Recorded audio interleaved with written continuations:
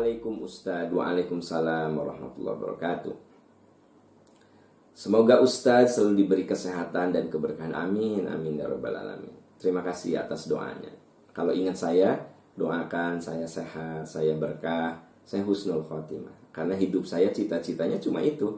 Gimana saya sehat, gimana saya berkah, gimana saya husnul khotimah. Hidup makan begitu ya. Tidak ada yang dicari lah kecuali kita bisa berkah, kita bisa husnul khotimah gitu. Ya, kita lihat pertanyaannya. Apa hukum orang yang datang bersilaturahmi ke rumah tapi tidak diterima, malah ditolak dan disuruh pergi? Orang yang datang itu memang dibenci oleh keluarga, tapi dia sudah berniat baik untuk bersilaturahmi, memperbaiki hubungan, tapi malah ditolak. Mohon penjelasannya. Nah ini ya, kan ada dalil yang jelas-jelas mengatakan kalau kita berselisih, ya kata Rasulullah SAW, la yahillu li muslimin ayyahjuru akhahu fawqa thalathi layalin fayu'ridu hadha wa yu'ridu hadha wa khairuhuma may yabda'u bis salam.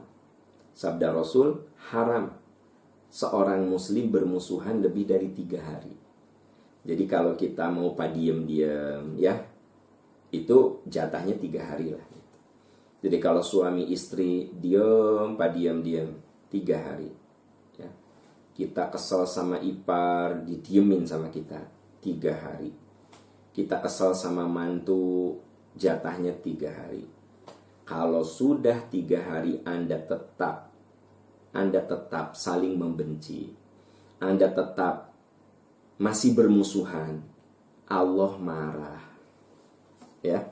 Karena apa? Nabi mengatakan la yahillu li muslimin, tidak halal. Allah marah. Pertanyaan saya, kalau saya marah sama Anda, lalu Anda minta tolong sama saya bantu Anda nggak? Coba, nggak akan lah.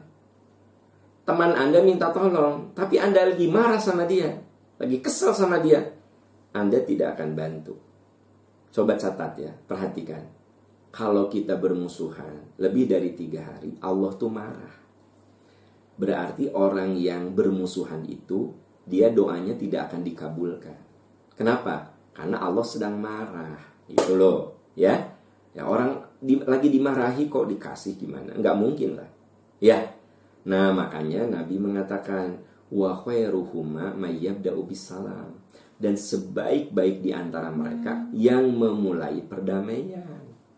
Jadi siapa yang memulai perdamaian, itu yang melepaskan diri dari marahnya Allah Subhanahu wa taala. Orang yang tidak mau berdamai, dia yang tetap ada dalam murka dan marah Allah. Tolong camkan itu. Saya ya marah, saya sebut sajalah ada konflik dengan Anda. Saya ada konflik dengan Anda, ya. Nah, saya mengatakan saya mau berdamai aja. Saya datang ke Anda, tapi Anda menolak saya. Dan Anda tidak mau berdamai dengan saya. Dengar baik-baik. Saya, karena saya sudah mau berdamai dengan Anda, maka saya sudah lepas dari marahnya Allah, dari murkanya Allah. Anda yang tidak mau menerima permintaan maaf saya, dan Anda tetap memusuhi saya, maka Anda yang ada dalam murka Allah. Ketika saya berdoa, doa saya sampai kepada Allah. Ketika Anda berdoa, mentok, karena Anda sedang dimarahi Allah Subhanahu wa taala. Makanya jangan pernah kita bermusuhan lebih dari 3 hari. Ya, konflik itu sesuatu yang bisa saja terjadi. Suami istri bisa konflik, ya. Anak dan orang tua aja bisa terjadi konflik. Pimpinan dan atasan aja bisa terjadi konflik. Ya, kita dengan saudara saja bisa terjadi cekcok dan konflik. Itu manusiawi. Tapi oleh Nabi diberi jatah 3 hari. Kalau sudah 3 hari tidak ada perdamaian, maka Allah murka. La yahillu li muslimin ayyahjuru akhahu fawqa thalathi layalin. Hadisnya tegas begitu. Haram kamu bermusuhan lebih dari 3 hari. Allah marah kalau kamu bermusuhan lebih dari 3 hari. Dan sebaik-baik kamu yang memulai perdamaian gitu. Ibu cekcok sama suami. Sebenarnya suami ibu yang salah, tapi ibu yang memulai perdamaian. Nah, itu sebaik-baik orang. Ya. Kata ibu teh, berantem begini nggak bagus. Sudahlah, ibu memulai perdamaian. Padahal yang salah itu suami ibu loh. Tapi ibu yang memulai perdamaian. Itulah sebaik-baik manusia. Nah, jadi membahas kasus Anda, ya, orang yang datang, walaupun itu dibenci oleh keluarga, orang itu bisa berubah loh. Kita ini kalau memvonis orang, menilai orang, menjudge orang, jangan abadi gitu loh. Banyak kan orang yang tadinya ahli neraka, melakukan perbuatan-perbuatan ahli neraka, dia berubah kelakuannya menjadi melakukan perbuatan-perbuatan ahli surga. Kita ini sama orang jangan suka menjudge yang sifatnya abadi. Nah, kalau orang itu sudah nampak beriktikad baik, ingin memperbaiki hubungan, ya kita terima gitu loh. Ya, itu akhlak seorang muslim. Tapi kalau orang itu sudah niat memperbaiki hubungan, tetapi orang itu malah menolaknya, ya berarti sekarang yang berdosa itu malah keluarga yang menolak itu. Orang yang pika sebelen, orang yang kita benci, orang yang kelakuannya buruk, malah dia terbebas dari murka Allah karena dia niat untuk memperbaiki diri gitu. Sementara si yang punya rumah kekeh, ini mah muslihat, ini mah tipu daya, nggak boleh suudzon dulu. Ya sudah, terima dulu gitu loh, ya. Kan belum terbukti kalau dia itu muslihat, kalau dia itu melakukan tipu daya seolah-olah meminta maaf padahal kemudian dia melakukan ulah lagi. Ya sudah, kasih kesempatan gitu, ya. Jadi saudara-saudaraku tercinta, yuk bersihkan pikiran kita, hati kita dalam menilai orang. Jangan menilai orang itu bersifat abadi, ya. Bermusuhan, konflik itu tak terhindarkan. Itu sesuatu yang alamiah. Tapi mari kita ikuti apa yang dikatakan oleh Nabi. Kalau sudah 3 hari kamu harus memulai perdamaian. Dan jangan lupa, wa khairuhuma mayyabda'u bisalam. Yang paling bagus adalah yang memulai perdamaian. Siapa yang paling bagus? Yang memulai perdamaian. Kemudian jangan lupa, doa kita akan terhalang kalau kita masih konflik, ya, karena Allah marah sama kita. Asli nih, ada orang yang ketemu saya, ya saat umroh lah, dia curhat. Pak Am, ini mas saya curhat aja ya. Kenapa ya setelah saya nikah, saya merasa doa-doa saya itu gak terkabulkan loh Pak, gitu loh. Jadi dia nanya, kenapa ya doa-doa saya, asli loh Pak Am katanya, saya setelah nikah itu doa saya doa ini, doa itu tuh asa gak ada yang terkabulkan, gitu loh, ya. Nah, dia curhat. Saya cuma bilang gini, Teteh, coba ingat-ingat ya, Teteh ada konflik gak? Anda merasa bermusuhan gak? Dia bilang, iya Pak Aam. Nah, muncul keluar, saya itu kan entah kenapa ya, mertua saya teh kayak marah, kayak benci sama saya. Ya kan saya kesel ya, udah aja. Saya juga udah, jadi baru 2 minggu nikah, kita tuh udah ada konflik Pak sama mertua.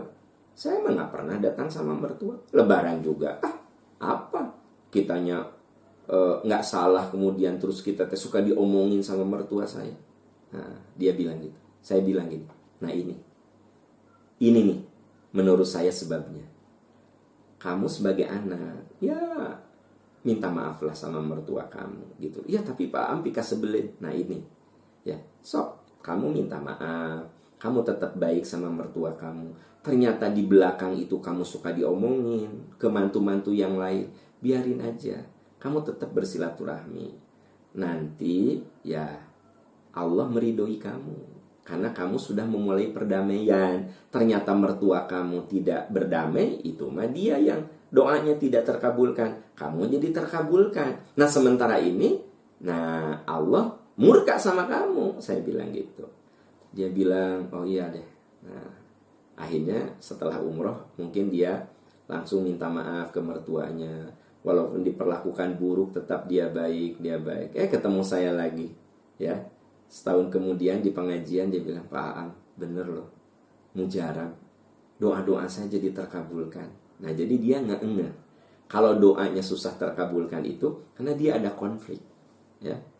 Karena dia merasa, kok aku sebagai mantu suka diomongin terus sama mertua aku. Jadi kan aku teh kesel. Ya udah, aku mah males. Kadang aku berantem sama suami aku gitu loh. Nah, hanya karena orang tua dia gitu. Saya bilang ini, egoisme kamu yang jadi masalah.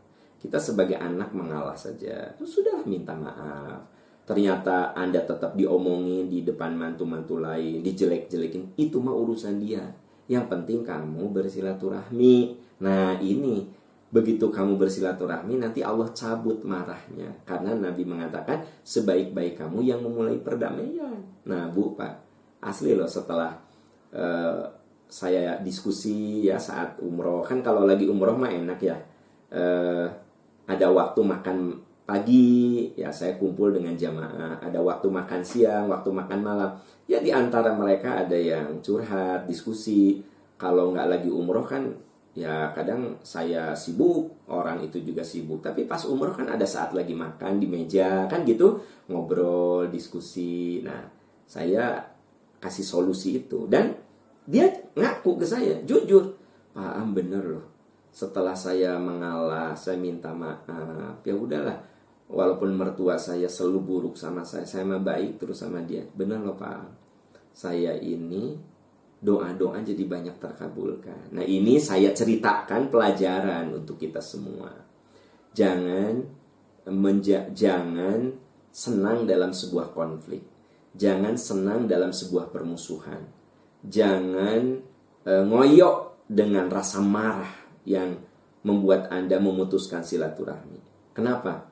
Allah marah kepada orang yang saling bermusuhan. Kalau Allah marah, bagaimana mungkin doa kita dikabulkan?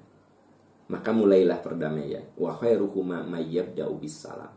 Sebaik-baik mereka yang berselisih, sebaik-baik mereka yang bermusuhan, sebaik-baik mereka yang berkonflik, may yabda'u bis-salam, yang memulai perdamaian. Yuk, jadilah kita orang-orang yang selalu berdamai. Berdamai dengan hati kita dan berdamai dengan orang lain. Pada akhirnya kita akan nikmat. Jadi orang yang selalu berdamai dengan dirinya, berdamai dengan orang lain, itu lebih tenang. Orang dikasih sakit, dia berdamai, ya. Dia dikasih sakit, dia berdamai dengan sakitnya. Artinya apa? Dia terima rasa sakitnya. Itu namanya berdamai. Nah, biasanya orang-orang kayak begitu ya, dia lebih mudah untuk melewati kesulitan. Tapi orang yang julid hatinya, yang kotor hatinya, nah orang kayak gini yang akhirnya banyak penyakit ya. Kan julid hatinya kan. Tidak bisa memaafkan orang, kemudian selalu ada dendam sama orang, marah yang tidak berhenti, berkelanjutan, mundes ngamak teh, 3 bulan, 4 bulan. Nah, itu orang julid. Nah, orang julid itu secara fisik juga pasti nggak bagus gitu. Tapi kalau orang yang yaitu pemaaf ya, selalu menerima, selalu beradaptasi, nah biasanya lebih sehat orang kayak begitu. Secara fisik, apalagi secara mental, ya, apalagi secara spiritual, dahsyat banget. Wallahu a'lam bishawab.